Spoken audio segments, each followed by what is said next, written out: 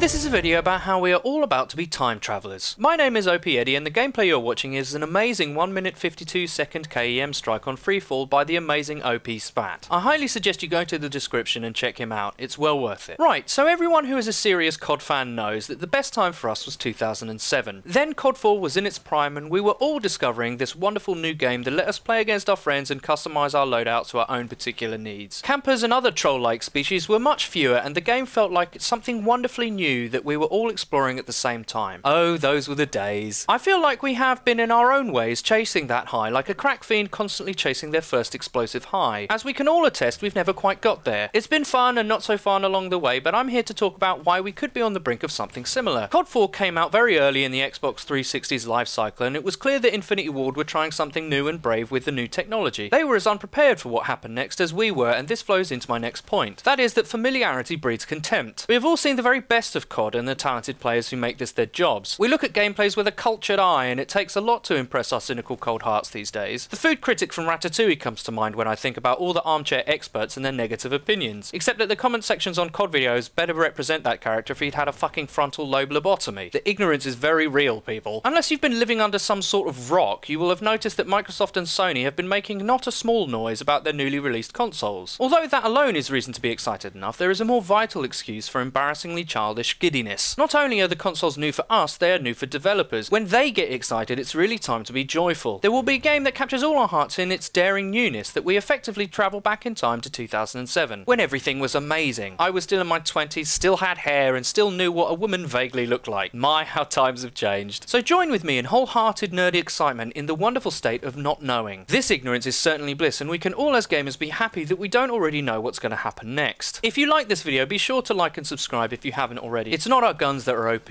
we are.